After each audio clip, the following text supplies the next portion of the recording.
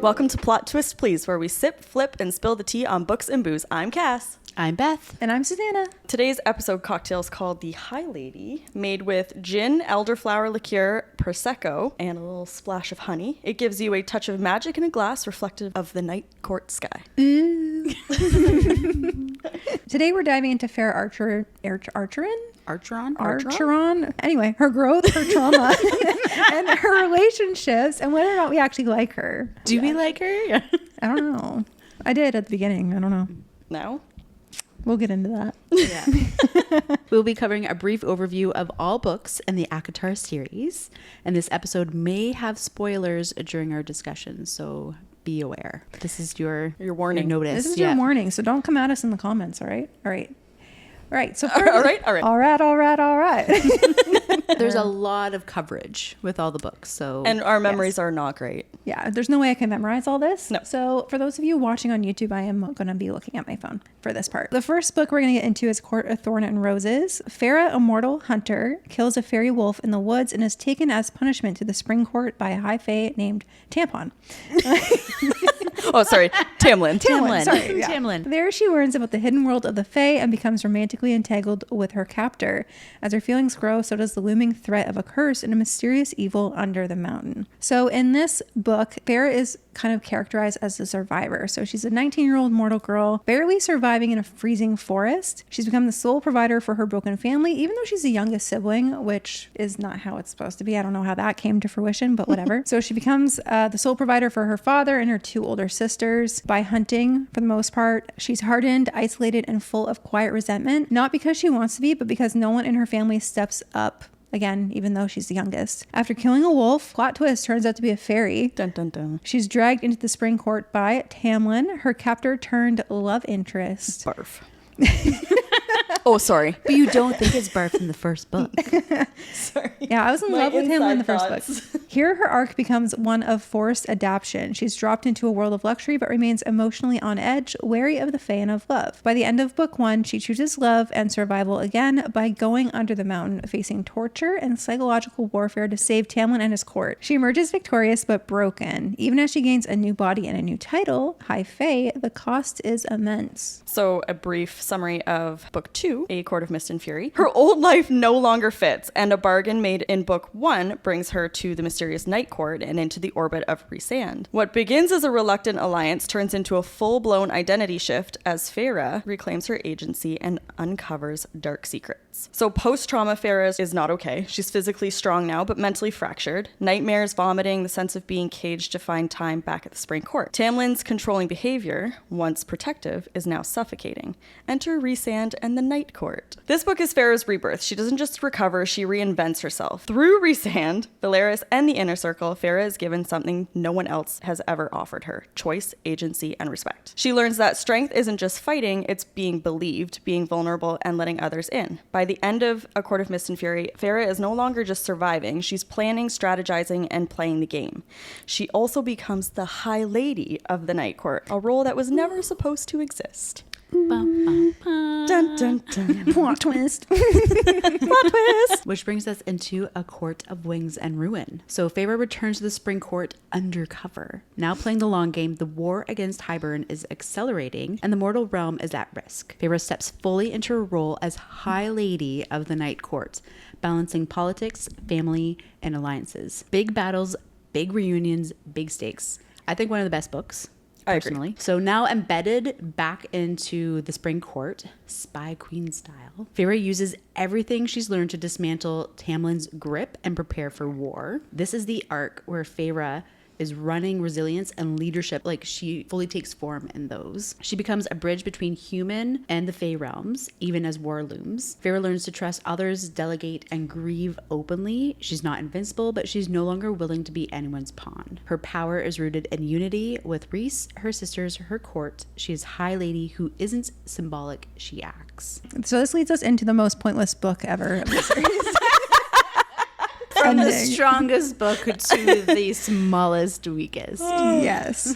So this book is A Court of Frost and Starlight, and even though the title is pretty, this book was pointless. The Christmas special of the series. Set after the war, this novella gives us a little breather. Feyre, Rhys, and their friends are navigating post-war recovery, holiday traditions, and awkward family dynamics. It's slower paced and more domestic, laying the emotional groundwork for the next arc. Don't worry, SJM does redeem herself with A Court of Silver Flames, which is the next book. Yeah. And the final book so far in the series. While not about Feyre, this installment follows Nesta as she spirals after the war. Forced into training with Cassian and facing her own grief, guilt, and pride, she embarks on one of the most emotionally raw arcs in the series. Completely agree. Yeah. Feyre plays a supporting role here as her pregnancy and leadership shift the emotional stakes. In the novella, we see Feyre begin to shift into softer roles: a mediator, an expectant mother, and a queen in peacetime. I hate pregnancies in books. As someone who's been pregnant twice, do you think I'd be like This is more so nice. open to it? But No. But she's still the same girl beneath it all. Pragmatic, a bit rough around the edges, and deeply loyal. This is her arc slowing down, a moment of rest, a reward, but even here, she's still aware of the fractures in her world. Nesta's unraveling political tension, her own insecurities about being enough. Feyre goes from a starving painter to a high lady of the night court, Yeah. and then a mother, which is like, it's full circle, just a whole Yeah. bunch different Which is things. kind of what Frost and Starlight kind of like ties all of that in, where it's just like, oh, everyone's happy and now she's pregnant and she might die, but it's fine. And She's fine. She's had her run. she's fine. Everything's Yeah. fine. We're over her. Let's move on to Nesta now. yeah. Yeah, and the next book I Basically. think is going to be about like Elaine, and then maybe Azriel, and then Cassian. Or not Cassian. Who's the other guy? Lucian. Sorry. Lucian. Yeah. Yeah. So like a triangle Lucian? between those three.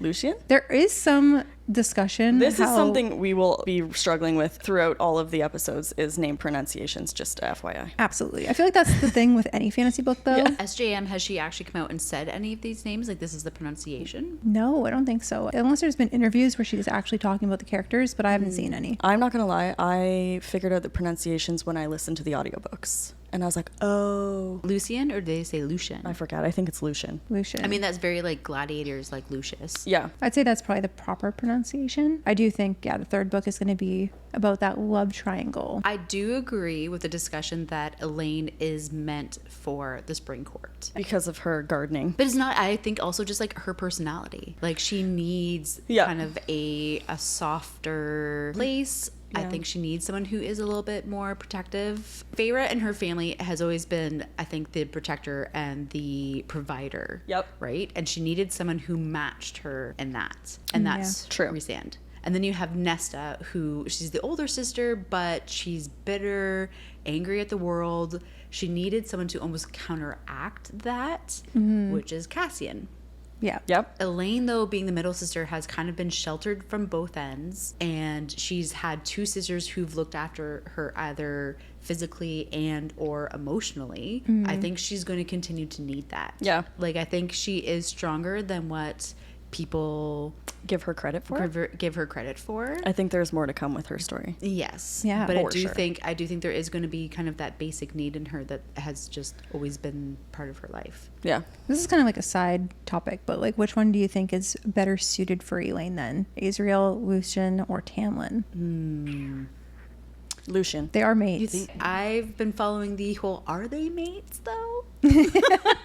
Are they really? Yeah, like it just seems Azriel too would be a easy. good plot twist, though. That would be a good one. He deserves happiness. I just don't think We it also happens need to with hear more about Elaine. No? Maybe No. Gwendola? Gwendolina? Gwendolyn?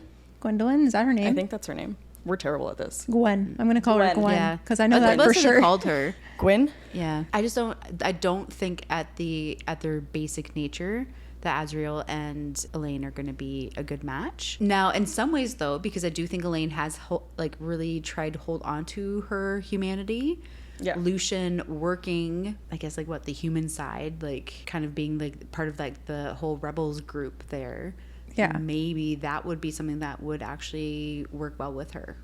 And he might go back and live in the Spring Court because him and Tamlin are best friends. So she gets to be in the Spring Court because Lucian's not going to go back to his Autumn Court. Yeah. And then Elaine will be able to flourish there while also being with her mate, Yeah. quotation marks. Talking it out, I can kind of see it being Lucian. I think she's going to grow into love with him. It's not going to be like oh, I'm addicted to you and like attached to you right from the get-go. It's going to be like a learn to grow in love sort of situation. And I wonder if him taking a step back from Tamlin and creating this whole other group and working, you know, like to kind of settle things with the human side will be something that really appeals to her. And that's kind of something that will kind of draw her in. Yeah. And then she'll kind of actually like get to know him a little bit more and kind of see how they're well matched. Yeah. I totally forgot about that, by the way.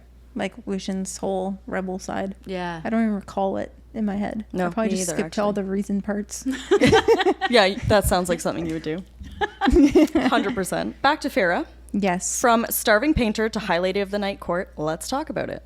So, discussions. Let's talk about Feyre as protagonist. So what do we think are her strengths and weaknesses? Very self-sufficient and independent because she had no choice. Yeah. But she's continuously proven herself to be able to really jump into anything. Yeah, she like kind of adapts. She's like a chameleon. Yeah. She adapts to she's every... very adaptable. Yeah. Apart from the fact where she was like had PTSD from under the mountain, that's Fair. the only area where she wasn't adaptable. Yeah, And then obviously the tampon locking her in the room. But like when Valaris was like being like attacked, you know what I mean? Like she didn't just like kind of like cower or sit back or, you know what I mean? Like she Yeah. jumped in to help people. she's not a sidelines character. No. No, definitely not. One of the things that I find really annoying with a lot of female main characters, especially in the fantasy world, is how annoying they can be. Oh, yes. Like, oh, what was her name? From the other Throne of Glass. I literally named a character in Hogwarts Legacy after her. Unpopular opinion, but me and Susie did not like Throne of Glass and actually DNF'd after book, what was it, 5 or 6? I'm still going to give it a go. How many books are in the season? Too many. Too many.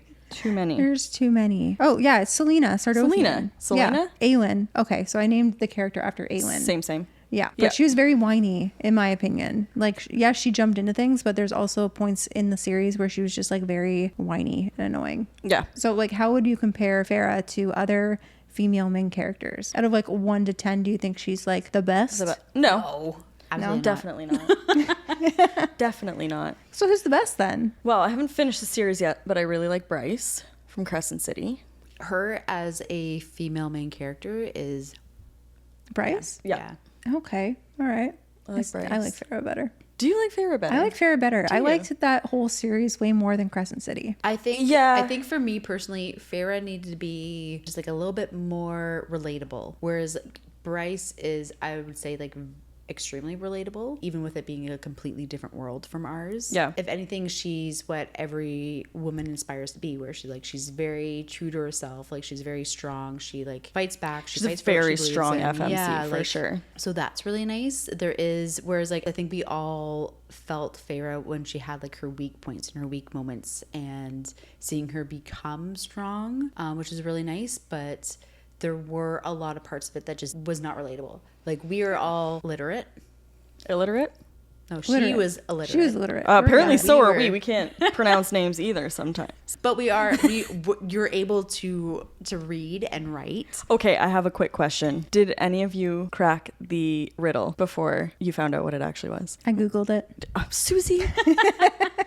Did you? I kind of had a hunch. Did you? Yeah. I had no idea. Just because I was like, I was just here for the ride. I just knew it was going to be something stupid. I Google Lame. everything. That's true. I Google anything like with Outlander, which if you guys don't know, I'm obsessed with Outlander right now. Probably say it every episode. Club. Welcome to the club. But anything in like a show, if I'm not gonna watch. I'm not gonna wait to see what happens. I'm gonna Google it right away. Be like, when does this character die? What happens? That's terrible. I need to know. Otherwise, I'm gonna have anxiety. So I read this thing a while ago about how like when you deal with anxiety, that a lot of like anxious people will rewatch the same shows and stuff because they already know what's coming. Guilty as charged. And I was kind of wondering, like, I'm like, is that why I reread some of my books? Probably. Like, why Probably. they're like, you know what I mean? I go back to them being like, this is like my comfort thing. Because like, I already know everything that's coming and how this is going to work out. So like, even like when the bad guys are doing bad things, I'm like, ha ha ha, Yep. we're going to beat you. It's like me with Gilmore Girls. It's But my that's comfort like show. definitely like a feel good show all around. Yeah, though. but it's definitely my comfort show. Mine was The Office. I've watched The Office over probably 20 times from the first season to the last. Yep. Since I've been introduced to the show. Great show. Great show, great go-to show when you're just eating or whatever. Probably would get canceled if it aired today, but Yeah. 100%. Yeah. So many things would get canceled. But We're probably I do gonna when get I'm watching a canceled. new show, especially if it's something that does have like anxious moments. I'm Googling. yeah, Like, which even when Outlander you read? does. Sometimes. I'm the most anxious one here, and I don't even do that. No. Shocking. Interesting. Maybe we've developed this coping mechanism and you just haven't got there. Maybe I yet. need to get on that. Maybe my anxiety wouldn't be so high. There you go. I think it solve the also riddle. has something to do with like different personality types. Like I'm an INFJ, and apparently people with that personality type get really, really unhealthily, obsessively attached to fictional characters, That's you. which is me. Yeah. Maybe I'm that too because same. Yeah, same. You should take a personality test and then let me know, and then we can discuss it next episode. Yeah, we'll get back to you guys Okay. on that Yeah. one. All right, Let you know. back to the discussion that we were originally talking There's about. going to be a lot of Off segues. topic. Feyre and trauma. I think we kind of briefly discussed like how she handled trauma. Well, she had the Before. PTSD. She wasn't handling it very well. Yeah, especially under the mountain. But I think Yeah. overall, as a whole, she handled it decently. Do you think it was romanticized? Maybe. Rhysand was like her savior with all that. Do you think she saved herself? Or do you think he saved her? I think he saved her. I agree. He gave her he gave her a space to go to. Yeah. Instead of her working through the PTSD. Granted, that situation she was in was not healthy to begin with. Yeah. It's like a therapist, right? Like, so usually a lot of times when you see a therapist, they'll give you homework that you have to do. And I think that was the one thing that Rhysand did was that he gave her homework. Yeah. Like, was you're her going to come therapist. here. Yeah. And he's like, you're going to work on this. And in doing so was kind of like, you're like, you know, I'm taking you away from here, taking you away from the situation. And here, now you're going to have to work on yourself and work on this. So he was like, yeah, he was her therapist basically. And Yeah. she didn't really have the opportunity to work on it just by herself. But in that situation, She I didn't feel really like have a lot of support from her family, she didn't have any support No. at all. No, So- none. And then None. Tamlin was like just being stupid. So yeah. which is why she kind of latched on to him at the like right off the hop. I think at first because she was like, wow, this person actually is like listening to me and like I don't know if she latched onto him or if he latched onto her because he was going through it just as much that's true. as she was, right? And he knew He knew she was vulnerable. Well, but he knew what she was to him. Right. She didn't know what he was to her. Fair. Right? Because it didn't make sense to her why he had taken such a huge interest in her. It was just like, yeah, he was good looking. Yeah, like, you know, like I'm the human here, like I'm an anomaly, Yeah. like turned high fae. But he knew at the basis what she was Yeah. to him. She had feelings of what he was to her, but she didn't know what they were yet. Like Yeah. her seeing him and automatically thinking like he's the most attractive person to her, or his voice, like just describing his voice, the way she would describe interactions with him and like meeting him for the first time, there was something there. It was like foreshadowing her attachment to him. Yeah. Feyre and Tamlin, do you think it was always doomed? Yes. Yeah. I mean, come on. He showed up at her doorstep. Not all in good beast circumstance. mode. Literally. Because she killed his friend. Yeah. And then was like, hey, you're going to come back with me. And then next thing you know, they're foxing. Yeah, And so bam. don't start on good circumstances at Like all. that's some unstable foundation for a relationship. Just want to let everyone know. So Feyre and Rhysand, do we buy the bond or is it convenient? I buy it. I buy it, but I've also read a lot of wolf romances. So I might be biased in my In your opinion? views of mates. I buy it.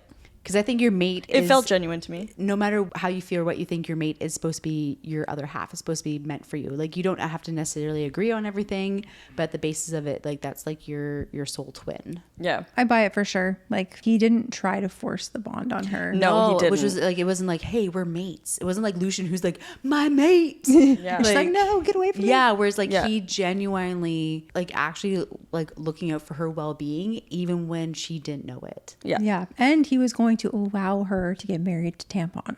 Yeah. knowing Which that. is crazy. Yeah. Crazy talk. So he just wanted her to be happy, regardless of if it hurt him. So that's one of the reasons I buy it. Yeah. Instead of just thinking it's a convenience thing, I don't think anything they went through is convenient. Even on like Tamlin and her's wedding day, he didn't even show up until like she was like in her head like panicking about it. Yeah. And then he like obviously through the eye realized like what was going on, and then he showed up because like she wanted it needed out. him. Yeah, Yeah, she she wanted wanted it it out. So but before that, like if she hadn't said anything, he probably would have been just on the sidelines. He wanted her to be happy, Yeah. regardless of how it made him feel or what he wanted. Yeah. Basically. Well, and I think he knew that she was struggling. She was struggling in the world. Like how do you then go to that person and be like, hey, not to add to your struggles, but I'm actually your mate. yeah.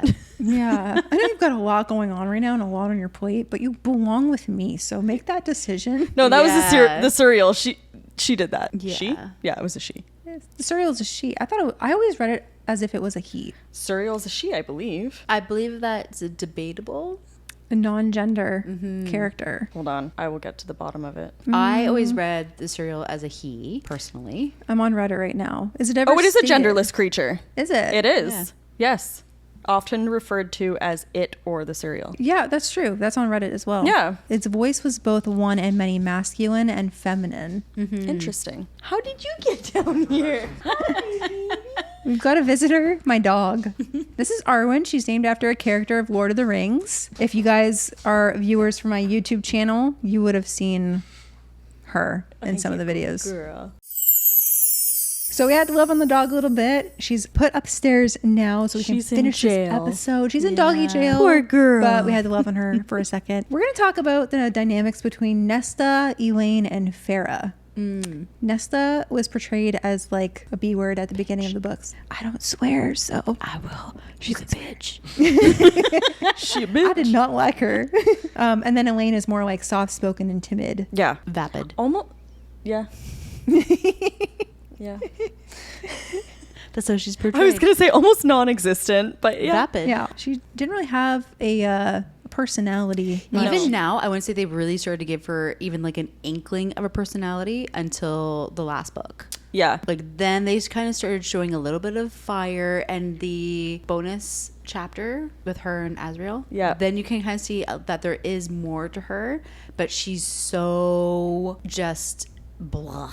Boring. Yeah, like She is, she's yeah. she is blah. Like she's so in the background. There's nothing to her. And I mean, maybe you've got like Feyre the protector and the provider, and then you've got Nesta the biatch. Very strong personalities Yeah. that she fades in the background, but yeah, like she's very much portrayed. She's like an as- afterthought. Yeah, Yeah, well, I feel like Literally, Sarah J. Maas yeah. was more focused on building up the other characters and storylines that Elaine just kind of got lost in the background. I also think that SJM did that on purpose. Just gonna put that out there. Maybe so then not everything was just like released all at once. Yeah, I and think that we there's had a something reason to look forward why to. Elaine was boring. Now Nessa's book definitely makes you like Nesta. Yes, her, Yeah, you get to see her point of view a lot more in Yeah. like, her past and stuff. And but- I think it was interesting having her background, because like she said she remembered her mom more than the other two, definitely more than Feyre. she had some daddy issues as well. There's that, but there was major mommy issues and daddy issues, being the eldest sister, knowing what their life was like before and then after. Right, yeah. And how she was being brought up to where they fell. So I think Feyre only really remembers Like the poverty, maybe? like I think that's all she knows was their poverty, whereas Yeah. like Nesta knew what their life was like before and what like the possibilities their life could have been and where they could have been going. I feel Right. like I can relate to that a little bit. Like Nesta knowing what her family was like before her mom died, and then her dad not really showing up for her. Daddy issues, hello. And then also mommy issues. Oh, Got that too. hello. Not I me, can you. relate. I can relate to why Nesta would be more of the B word, because I can also be that way sometimes. I think I can relate more as the older sister, but in a lot of ways, like I don't think Feyre is your typical younger sibling. No. Definitely. Usually No. of 3, whereas I think usually the provider and protector goes to the eldest. Which was me. But I mean, like, even like the Hunger Games, you know what I mean? Like, it's Katniss. Yeah. I'm the oldest. I looked after my younger siblings. My sister, who's 3 years younger, got to do whatever she wanted, which would be Elaine. And then my brother Max has like the easiest life ever. Doesn't even get yelled at. So I'm just like, what the heck is that? So I feel like that's why I can relate to Nesta a lot more, even though I didn't like her character initially. Maybe it's because I was seeing something about myself in her. Maybe. just need to become an angry alcoholic. I'm almost there. Who gets put on house arrest. Halfway there. Maybe halfway not there. house All arrest. that's left- There's all still that's left is time. house arrest. Yeah, there's still time. I could probably think of some things to do to get on the house arrest, but Oh, I could definitely think of a few things. Go on. yeah, like what? I'm not going to implicate myself. Okay, so Feyre's growth. Do we think it was earned or rushed? I'd say earned Yeah, I'm gonna have to go with that. Definitely earned. over the course of like All 5 of her books. Yeah. Apart It from wasn't. Frost Yeah, and it wasn't Starlight. like a trilogy or because I mean I do think you get so much with it. Like even with Nesta's book, like you still get some favorite background. Yeah. And like everything Yeah. that's happening. From Nesta's point of view. Yeah. Yeah. It's a good arc. Yeah. Fully developed arc.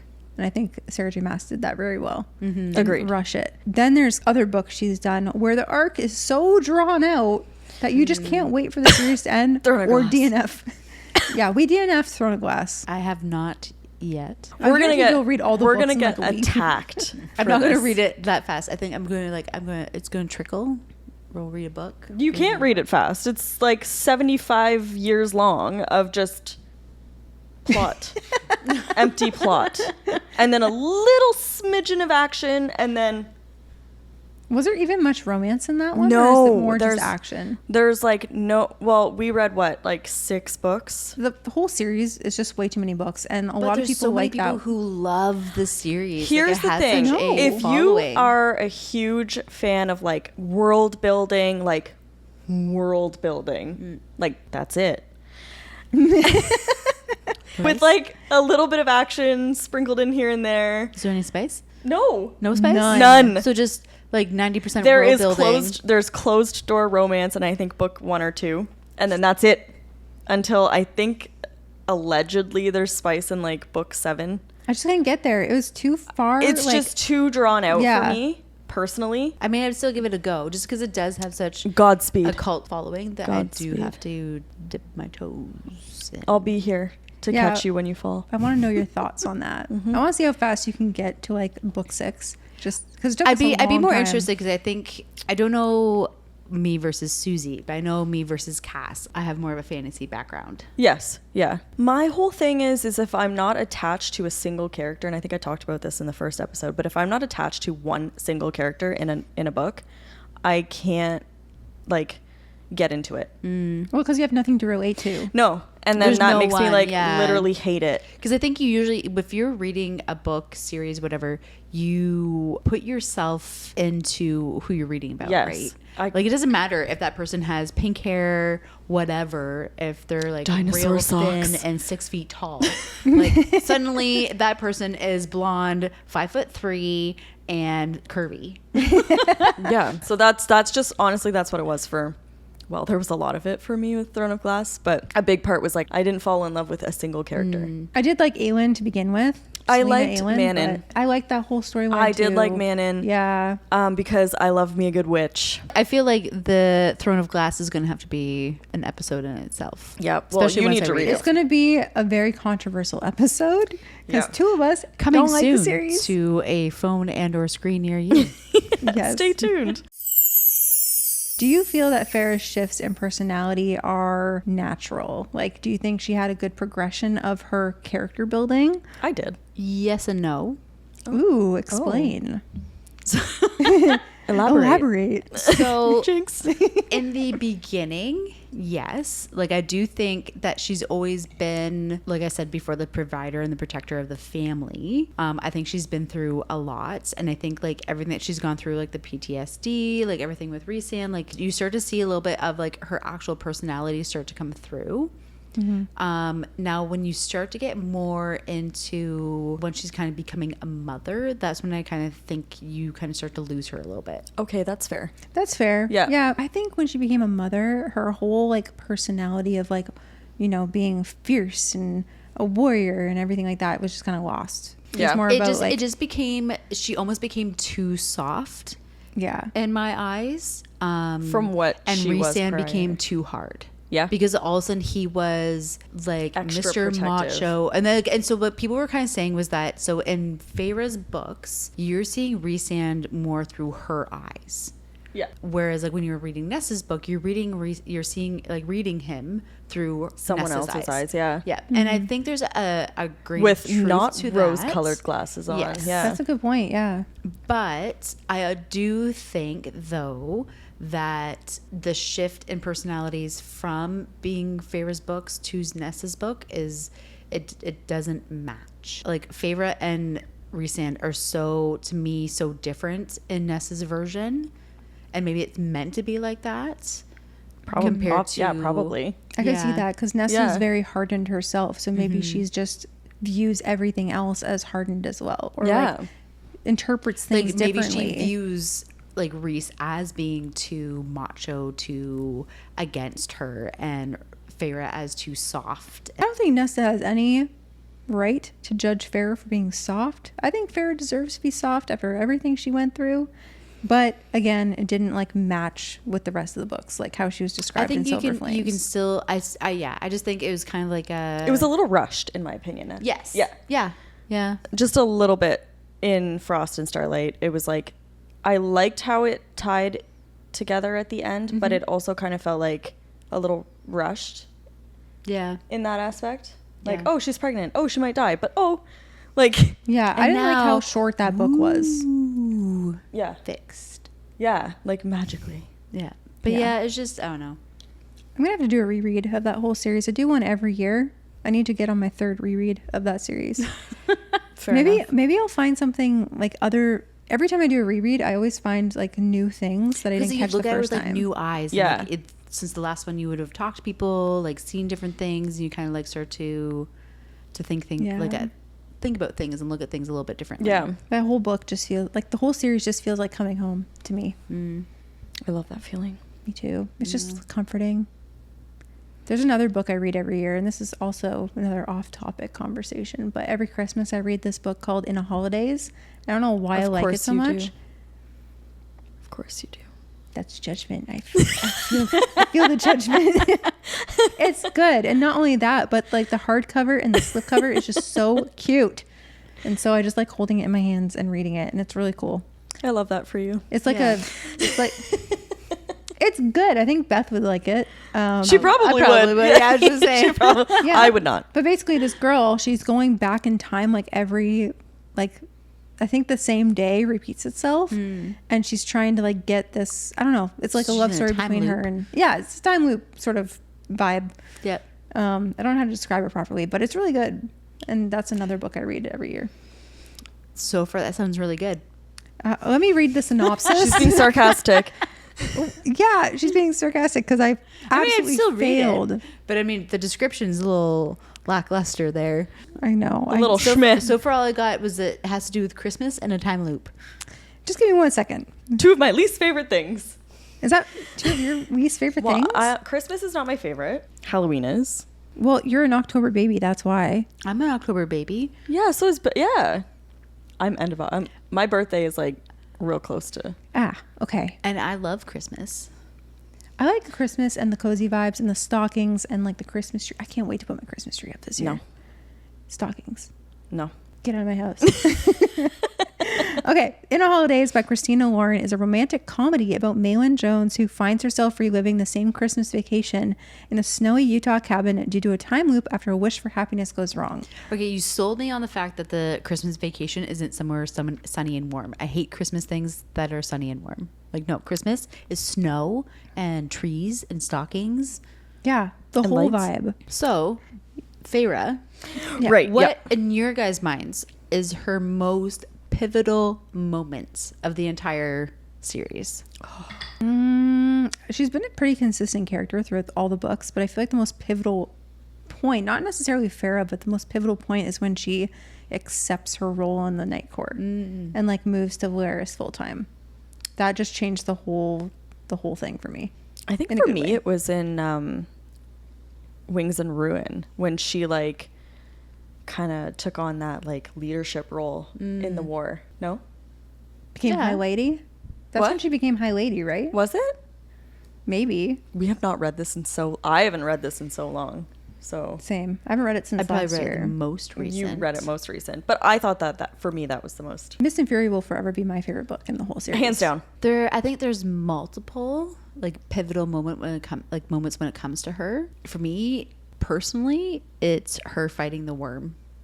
The worm, yeah, I that's hated true. that scene. I did like that scene. love that scene. Yeah. I'm not good with that kind of stuff. It gives me anxiety. Like action scenes like that. But there's a difference between like a oh no.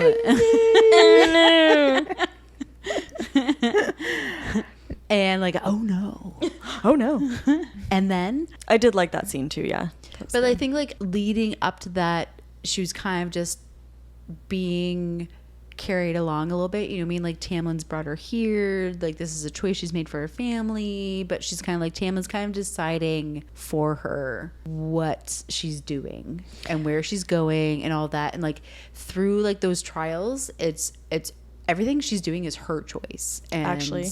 her fighting, and it's all on her. And then from there, and then yeah, then you go into the PD. But at that point, those trials are the moment that it cut her from Tamlin. I also really liked Fair. Under the Mountain when she was like showing her like with Amarantha when she was like all over Tamlin on the throne.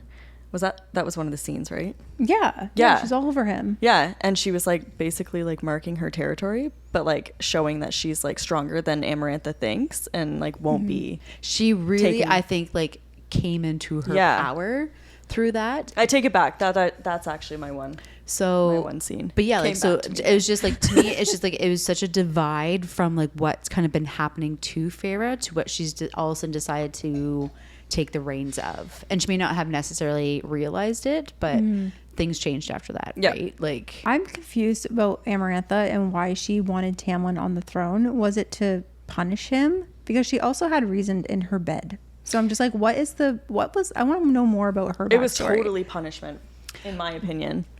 I think it was a little bit of both. Do you? Yeah.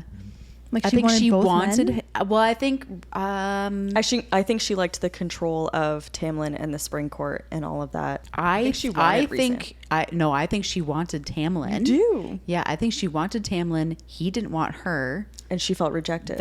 She felt rejected. And I think her power over Rhys was more just like that. Like more power. Yeah. But if he's the most attractive High Lord in the whole world of whatever it's called, what is that place called? Do you guys remember? Which one? Fairyland, whatever. If he was the most, like if Rhys was the most Fairyland. powerful High Lord, In all of the courts? yeah, then Yeah. why would she want Tampon? I don't get it. He's the worst. He's the absolute worst. He Rhysand is had the worst. violet eyes, dark hair, bat wings. Just Tamlin turned into a smelly, dirty wolf. and and a long giant blonde tampon. hair. Long, flowing blonde hair. yeah. No, thank you. No, thank you. I'll pass. Stunning. But I'm pretty sure in the books it said like that she had always wanted Tamlin. I'm gonna have to There was do a something. There reread. was something that was there. Let's see. And I'm pretty sure he had turned her down or continuously turned her down. But then it got to the point where like she was the power at that point. There's a Reddit thread about this. Ooh. Okay. Ideas on why Amarantha wanted to marry Tamlin instead of marrying Rhys. She wanted to play with Rhys when undoubtedly he was more powerful. I can't figure out her preference for having Tamlin by her side. I'm sure there was a strategy behind it, but I can't figure it out. Someone said, I thought of it like this. Amarantha met and came to desire Tamlin centuries ago. Rhys's father killed Tamlin's family. To convince Tamlin she was worthy of him, Amarantha took it upon herself to enact revenge on behalf of Tamlin by forcing Rhys to do terrible things for her. It's sick and twisted and sad, but that's kind of her twisted logic. That makes sense. That Yeah. makes a lot of sense. That makes a lot of sense. Someone else said, honestly, I think there's a possibility that they were mates and Tamlin rejected the bond, which is why he was adamant that Feyre could reject hers with Rhys. Ah, Interesting. Yeah. very interesting. I love Reddit. I think she's always wanted Tamlin, whether it was supposed to be or not be, but Yeah. I don't know why anyone would want him, but okay. Anyone in the comments want to tell us why Tamlin is worthwhile to be noticed? Does anyone agree with this? Or Yeah, anyone a Tamlin fan? Over If you Reese? do have a Beauty and the Beast Kink? preference, kink, yes, preference, I could see that being a draw for a lot of people. I guess. Because I mean, like the Beast in it, when in his human form, he does have the long, flowing blonde hair. He does. He He's does have very quite the controlling. temper. He's a little controlling. maybe overprotective to the point of toxicity as well. Yep. That's Like, where it all can started, see- I think. Yeah, maybe, I can see why there is the comparison between ACOTAR and Beauty and the Beast. Yeah. Well, that's what drew me to the book in the first place, was the fact that it's very Beauty and the Beast-esque. I love Beauty and the Beast, but I did not like that about the first part of ACOTAR. Yeah. ACOTAR for you is what Outlander has been for me. Like, you read ACOTAR before anyone. Yep. And even like when you and I weren't like friends, I still remember you talking about ACOTAR. Yeah. Because I'm very much the personality type that gets like obsessive with things, and ACOTAR was definitely one of those things. It very much was. Like I could think of remember. nothing else. But ACOTAR Outlander was it for me. And like, I mean, like to the point where like I've been bugging Cass for years It's true. to watch this. Shame. I can't believe it took you that long. You told me like about this show 2 weeks ago, and I'm on season 7. I didn't tell you about it. I literally made you watch episode 1 when I was doing your nails. I am an esthetician. And then you became obsessed. We told her about it like last month. And then I literally was doing her nails, and I was like, I'm going to put episode 1 of Outlander on when I'm doing your nails. You're like, okay. And then that was it. I'm so jealous. I wish I could be there to watch the first episode with someone. It was magical. For the first time, you mean? Yeah. It was, yeah. But like watch them like fall in love. Like you fall in love with them. It's not just them, it's just Jamie. Yeah. Not But Claire. even like their dynamic, because like her like spiciness kind of brings out his spiciness. Yeah. I love how she's not afraid to like speak her mind. Yeah. We'll save this for another episode, though. Yeah, this is another There will episode. This be is an a whole other Outlander episode, episode. because I could Anyways, talk about this forever. We got off topic again. That's okay. We're going to bring slightly unpopular or spicy or maybe not some popular takes about these books and discuss them. So, Beth, you're first. I'm first. You're first. Not every character needs a spin-off. That's fair. Very fair. I'm mostly invested in like the 2 main characters that are first introduced in the series. Like, but I know, so some series, especially I think in like the romance genre, you'll have a series where each book in the series, say like there's 4 or 5 books, is based off of someone in that group. But this is like you've started ACOTAR, you've started reading, and then it's like, okay, now we've gotten Nessa's book, and now we're talking about like Elaine having a book. And it's like, okay, so at what point do you just include them in, you know what I mean? Like in the actual flow of the story? Yeah. And it's still being about Feyre and Reese, or like then moving over and being like, okay, now you're going to get a book series, or you're going to get a book, or Like Oprah. You're going to get a book series. No, and you're gonna get a book series. yeah, like it's just sometimes there just needs to be a little bit of mystery. You just need to be left with who knows. Just the unknown. Yeah, like I enjoyed Nessa's story. I enjoyed getting like the behind the scenes on it and everything, but not every character needs their own. Yeah. And I do think that the pregnancy could have been left out of it. Agreed. I don't think it did anything for the story. I don't think it did anything for Feyre. But it was so or her rare. arc. So rare for them to have a baby. Just like it's so rare for them to be mates. Yeah, everyone gets a mate. I know. Yeah. I know. Yeah, there's mates here and pregnancies there. Yeah. Yeah. Agreed. Once everything's rare, it's no longer rare. Exactly. Yeah. Susie? I low-key felt bad for Tamlin. Why? Because he loved Feyre Did in his you? own messed up, twisted way. I did feel bad for him. I actually did. And then Feyre just like ups and abandons him. Yeah. And not only that, but she goes in low key to He like locked her in a room. ruin his life. He locked her in a room. Yeah, but maybe she deserved it. She didn't. Maybe a little bit. What? I don't know. I did feel bad because he had her first, and even though they weren't mates, Did he have her though? he took her. No. Yeah. And then she Against loved him. her will. Reese would have never have found her if Tamlin didn't take her. That's true. I don't know. The whole He was line. necessary. There you are. I've been Yeah. looking for you. Obviously, he's been looking for her. Not hard enough. She was just across the wall. And he was having visions of her at that point. So like, just do some hop over detective the wall. skills. If it was a woman, Stop, skip and a jump. If it was a woman who was having these visions of their mate, we would have found them the next day because we have detective skills. Yeah, we've been like, oh, I know who that guy is. Yeah. But she didn't know what mates were. It's true. She But was still, Yeah. So I don't know. I did feel low-key bad for him. And I do Technically, think... actually, she did have I like didn't. dreams because Oh, she yeah, she painted did. like the stars. Yeah, and, she did. and She- all that. yeah. I feel like if Reese just showed up at her door, she would have gone with him willingly. 100%. How could Why you not? wouldn't you? Exactly. Well, I mean, she went with a wolf-turned man who wanted to kill her. So Stupid. Well, I'd be terrified. So I'd probably go with him too because Out of I don't fear. have a choice. Okay. Either I go or I'm eaten. So I'm going to go. I'm going. I'm gone. bye, guys.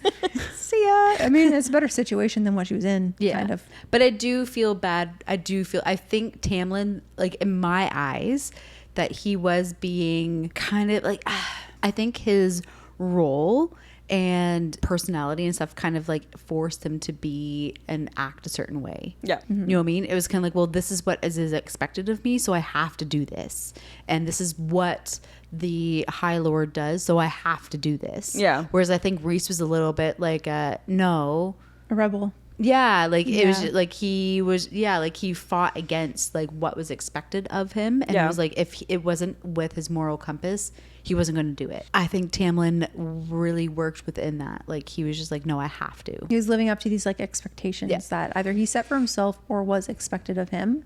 So maybe he didn't necessarily want to do those things, Yeah. but he felt like he had to. And I do hope that in the next books that she's releasing of this series, that we find out more from him. And I do think in the later, like when he started like fighting kind of back against people, I think maybe it's him starting to come to the sense, like to the sense and the idea of you don't necessarily have to follow the rules. I do think there's a redemption story to happen at some point. Whether it's welcomed by most readers or not, I am looking forward to it. I think too, like if you are a Beauty and the Beast lover and you go into this reading it as a Beauty and the Beast retelling, you do kind of feel bad for him. Like, you know that, you know, like, I mean, his life has not been great. You know, he's kind of just been trying to figure it out and do what's right by his people and do right by what is supposed to, how things are supposed to be. And I think he's so stuck in that. Mm-hmm. And that's what kind of worked against him. In his head, it was like, well, he thought that was what was best for Feyre. But I also think him not being her mate, he didn't know. Yeah. In his head, he's like, this is what you need. This is what's best for you. And it wasn't. I and think so we're reading it from her side being like, you monster. He is a monster. I think he was doing what he thought was right. Yeah. And maybe he just didn't know any better. I think if the Beast and Beauty and the Beast can be redeemed, so can Tampon. Well, If you think about it, the Beast, all of his servants and stuff were all inanimate objects. And do you not remember all of those broken inanimate objects? He could have killed people. He could have murdered people, guys. Yeah, literally. no, I'm just not convinced yet. What's your hot take then? I just don't like him. No, but what's your full hot take? On Yeah. Tamlin? No, just No, and what do you on think? the series. On the series? Yeah. I agree. Pregnancy couldn't have been left out. It's my least favorite trope. I think it ruined. Honestly, it could have been an afterthought. Yeah, it could have been a blip, Yeah. but then it was made to be the whole story in Frost and Silver. Frost and Starlight. Thank you. You're welcome. That drink hit. It hit. But yeah, other than that, I believe that Elaine was boring and pointless as a character for a reason, because I believe that there's more to come from her story and she's actually going to be a badass. I feel like she might be a witch. Maybe Yeah. she is having those like psychic episodes, She does right? like herbology, right? Like she works with plants and like witchy type things. I feel like if there's going to be a spin-off, I'm actually more interested in Elaine's story. If there's any character arc and any like spin-off that I'm like interested in, it's Elaine's, because I believe she was boring and like just a blip of a story for a reason. I can see that. She's going to be a witch or something. Because yeah, like but it'll be interesting because I think Nesta has always been spicy. She's been spicy through the, like, no matter what, every scene that you have Nesta in, you can see that. You can see her personality. It's so strong coming through. But Elaine has always just been there. Aside, like just a afterthought of a character where I wasn't really interested in Nesta's like arc. I was just kind of like, wow, she's just Horrible. But Elaine does tie into some key points. You've got the cauldron. You've got like everything that happens with like her. Was he her fiance? Yeah. Yeah. like that's everything true. that happens with that and like Jurian. And Yeah, there's so much more to that. but she ties into all of those, but she's still, even with that, seems like such a small character. So it'd be so interesting, I think, to See, really like, hear What her like inner dialogue and her thoughts and her growth and all that. Yeah. When I said earlier, like you kind of get a little bit of a peek into her with her and Azrael's bonus chapter. Yeah. Right. Just kind of like she almost like knows that she has these two strong powerhouse sisters that she almost feels like she has to just fade into the back. Part of me feels like she's going to end up with Azrael just because Cassian ended up with Nesta.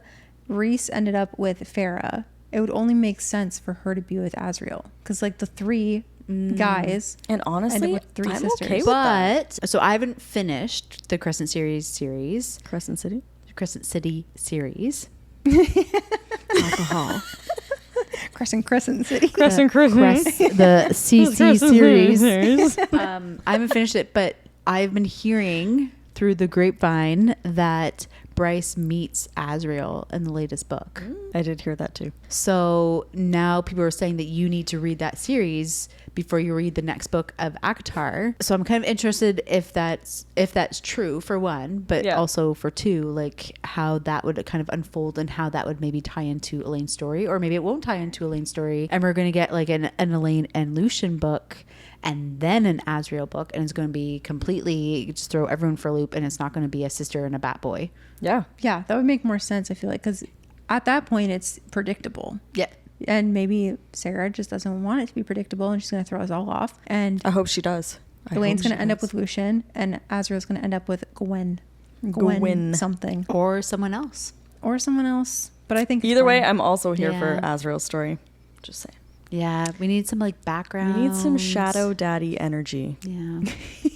Now we've come to the spice check. Spice The check. Spice part check. in our series where we all read a highlight from one of the books we're The currently many reading, books that we're reading. or have read, and rate the spiciness level. I'm letting you Susie's guys is always know- going to be a 0.5. Mine's going to be a 0. There's no spice in anything I've read read, no. Highlighted, yes, there's going to be nothing. Okay, book. Let me just get there first. 1 second. Okay, this is like the spiciest quote I have from The Mistake. It's the Off-Campus series, book 2 by L. Kennedy. It says, well, you were looking at me like you wanted me to kiss you. His blue eyes become heavy-lidded, so I was thinking I might do that. No spice, I know. It's like It's the tension. it's the yearning. It's the yearning. The yearning gets me every time. It gets me more than the actual action. Spice level 0. Like maybe a 0.5 for the yearning. Okay, I'll give it a 0.25. For spice? Yes. But for yearning? For the same? Yearning, that's because of the yearning. Yeah. The yearning. The That's yearn. it. I'm Okay. good with that. Perfect. Beth?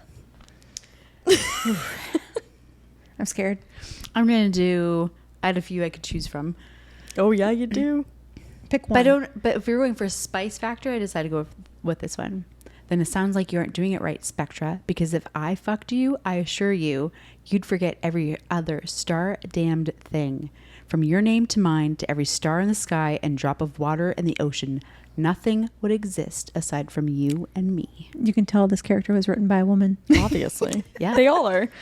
So that was Echo Fort. It was the Sins of the Zodiac, Book 2, Caroline Peckham. What's our spice scale? Is that 10? the Zodiac Academy? No, it's like so. It's like a spin-off, isn't it? Yeah, Yeah. it's like the sister series, I guess. So in the Zodiac Academy series, they talk about I forget what the word of it, what it is. Like they talk about like pretty much like that war zone where they don't know what's going on over there between like all the fighting, and they said that they've been cut off about like what's happening. Yeah. So it's like it's pretty much these people are in that. Oh, all right then. Yeah. All right. Okay. Is our spice level a out of 5 or 10? I would say 5. 5. Okay. If I had to choose between Yeah. 5 or 10, I'd say 5. It's not like 5. the spiciest thing I've read, but I'm going to give it a 3.5. oh, you said 5 or 10.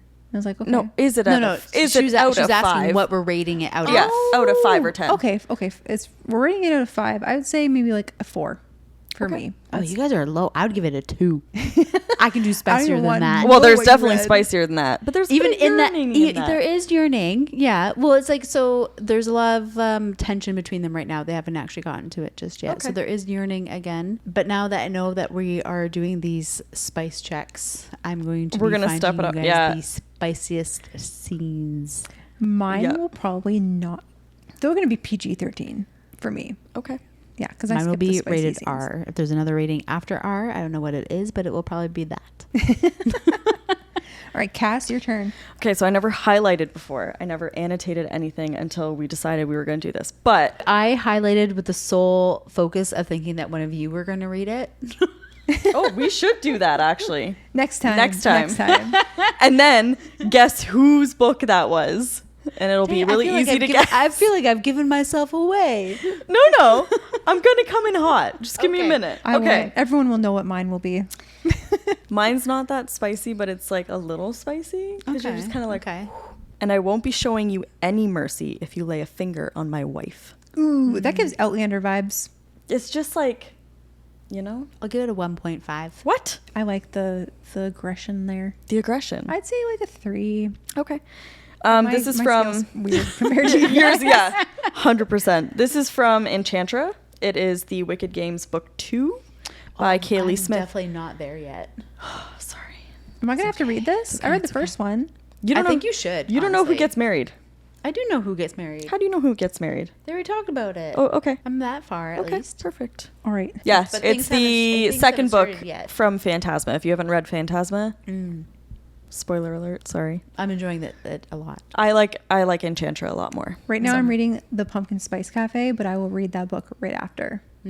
All right, so we're going to wrap it up for this episode, but you can find us at Plot Twist Please on all of our socials. Give us a follow, a like, watch our content. We'd greatly appreciate it. Share with a friend. Hit subscribe. Yeah, all the things. Do all the things, or we will come find you.